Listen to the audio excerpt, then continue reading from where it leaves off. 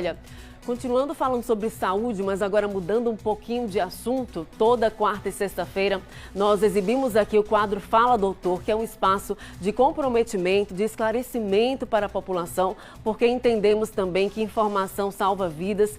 E hoje nós vamos falar sobre um medicamento que suprime o apetite. É o primeiro injetável aprovado no Brasil para esse fim e deve ser aplicado semanalmente sob a supervisão médica. É o assunto para o quadro Fala Doutor de hoje. Roda a vinheta, produção.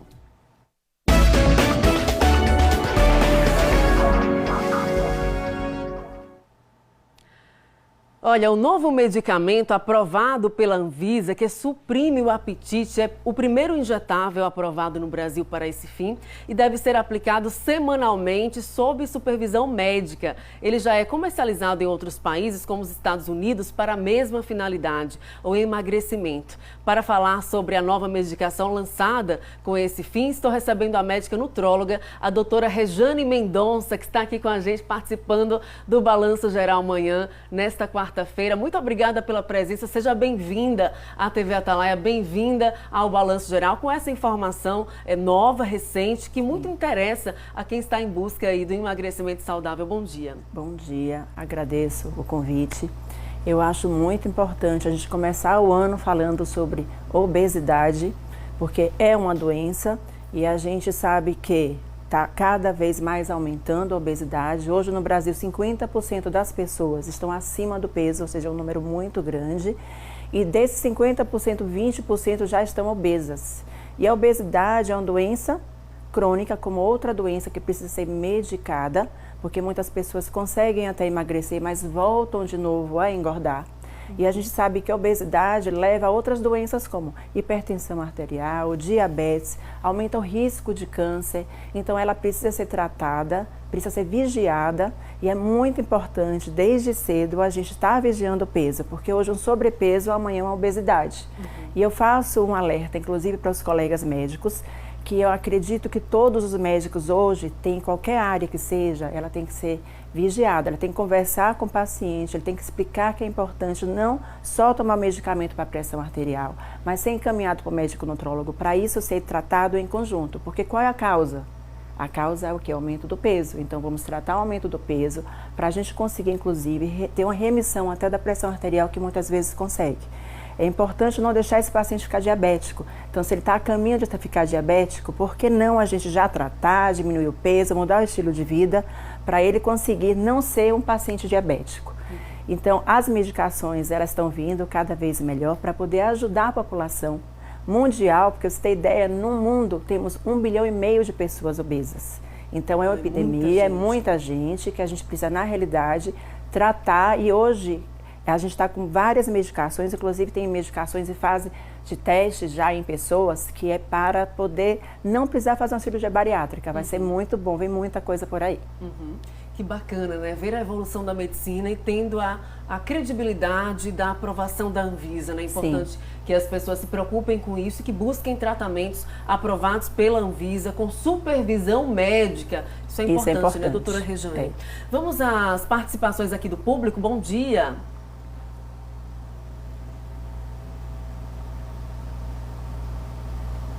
Bom dia, Tamires. Bom dia, doutora. Me chamo Auxiliadora, sou cearense. Tenho grande dificuldade com emagrecer. Quais alternativas que você me indica? Bom dia, Auxiliadora.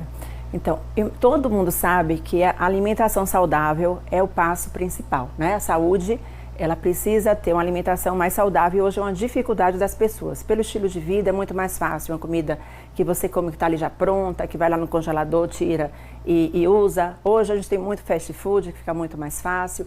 Isso é um dos fatores que atrapalha muito o emagrecimento. E além disso, pelo dia a dia ser difícil fazer atividade física, pelo tempo, principalmente a mulher, né, que tem casa, ela é mãe, ela trabalha fora, ela é esposa, então não tem muito tempo. Mas o que eu sempre digo, 24 horas do dia é importante a gente tirar meia hora do dia para a gente. Então, primeiro, fazer atividade física é a base e a alimentação é se programar. Se eu trabalho o dia todo fora, por que não eu fazer no final de semana minhas marmitinhas, deixar tudo organizado para conseguir levar para o meu trabalho uma alimentação saudável, que é feijão, arroz, verduras, legumes e proteína, carne, frango, peixe. Que é isso que é a comida de verdade. A gente não precisa, para emagrecer, passar fome. A gente não precisa, para emagrecer, ficar restringindo a alimentação, mas sim comer de forma correta e a quantidade necessária que a gente precisa para poder estar aqui falando, né, fazendo as nossas atividades diárias. Então é esse planejamento, essa organização que é importante para a melhora da saúde, sobretudo, né, doutora? Vamos a mais participações aqui. Bom dia! Olá, Tamires. Olá, doutora. Bom dia. Meu nome é Luana Oliveira. Eu gostaria de saber se é saudável emagrecer sem fazer atividade física. Bom dia, Luana. Claro, você precisa, se não tem tempo no primeiro momento para fazer atividade física, começa primeiro pela alimentação, né, que é a base. Mas é muito importante fazer atividade física, não só para emagrecer, mas como saúde. Porque a gente precisa ter músculo. O músculo é um órgão endócrino que ajuda tanto no emagrecimento como manter a saúde. Então é importante. 30 minutinhos por dia, né? Já resolve, né? Já resolve muito. Melhora, já previne problemas cardíacos, já previne o estresse, melhora a disposição. Com e fazendo certeza. atividade física associada, por exemplo, ao tratamento com supervisão médica, aí o resultado é muito melhor, né, doutora? O medicamento, na realidade, não vem hoje para um sobrepeso, né? Então, a pessoa que precisa perder pouco peso, ela mudar o estilo de vida. Mas uma pessoa que ela já tem um grau de obesidade, então assim, veio com indicação já para a gente ter um IMC com obesidade grau 1, porque a gente sabe da dificuldade de emagrecer. Então, e como a gente tem o risco das outras doenças, né, que vem associada, então é importante o medicamento para a gente conseguir trazer esse paciente para o nível de peso ideal para a saúde e ele ter a manutenção. Então, a medicação, ela veio realmente para ajudar. Ela é necessária junto com a boa alimentação e atividade física, mudar o estilo de vida como um todo. Perfeito. Doutora Rejane Mendonça aqui com a gente. Vamos a mais participações. Bom dia. Bom dia, Tamires. Bom dia, doutora. Meu nome é Lucas Pessini. Eu queria saber por que algumas pessoas só conseguem emagrecer depois de fazer a cirurgia bariátrica. Bom dia, Lucas. Um excelente assunto, né? Hoje as pessoas acreditam que às vezes elas até engordam mais para ter indicação de fazer cirurgia bariátrica e acham que esse vai ser realmente o que vai trazer o resultado. Eu digo, quando a gente vai para o processo de emagrecimento, é importante trabalhar a mente, porque traz muita ansiedade hoje, né, para a comida, porque é um conforto que a gente traz, o dia a dia, o estresse. E aí quando você faz a cirurgia, no primeiro momento você até emagrece, porque se você comer a mais, você passa mal. E aí você realmente restringe por obrigação. Mas daqui a pouco aquele estômago ele vai aumentando de novo. E você vai aumentando a quantidade de alimento. E aí você volta de novo, muitas vezes, a engordar, porque você não trabalhou a sua mente para entender que é importante a gente comer uma quantidade necessária diária. Aí vem a pergunta, será que é necessário todo mundo fazer a cirurgia bariátrica? Então, se a cirurgia bariátrica veio, ela tem uma excelente indicação para obesidade, né, 3 em diante, com muita comorbidade. Mas antes disso, a gente tem que passar por medicamento, fazer um tratamento clínico, que a gente consegue ter hoje. Antigamente, a gente não tinha esses medicamentos que ajudavam, mas temos hoje, na atualidade, e vão existir outros medicamentos que vão ajudar muito. E que esse paciente não vai precisar realmente ir para uma cirurgia bariátrica, que não é o ideal. A gente está mexendo com a fisiologia do nosso corpo, né? Está tirando uma parte do estômago, uma parte grande do intestino, que é onde, inclusive, a gente absorve os nutrientes necessários para a nossa saúde. Perfeito, doutora Rejane. Vamos a mais participações aqui no telão do Balanço Geral. Bom dia. Bom dia, Tamires. Bom dia, doutora. Eu sou Rosemaria Melo e gostaria de saber quem é que pode utilizar desse medicamento. Quais são as contraindicações e quais são os efeitos? Eu gostaria de saber. Então, a medicação nova, né, que ela veio, que é a semaglutida, ela age tanto para perder o apetite, como ele é saciogênico. E essa medicação, ela ajuda tanto para a gordura abdominal, gordura visceral, diminui a hemoglobina glicada, então ajuda o paciente a não ficar diabético. E junto com isso tem que ter uma alimentação saudável, aí a gente entra com a alimentação hipocalórica e é importante fazer também atividade física. Não tem contraindicação do medicamento. Tem pessoas que sentem enjoo quando tomam medicação, às vezes tem constipação, mas tudo é orientado para a gente ir usando de forma que a pessoa consiga realmente aderir ao tratamento.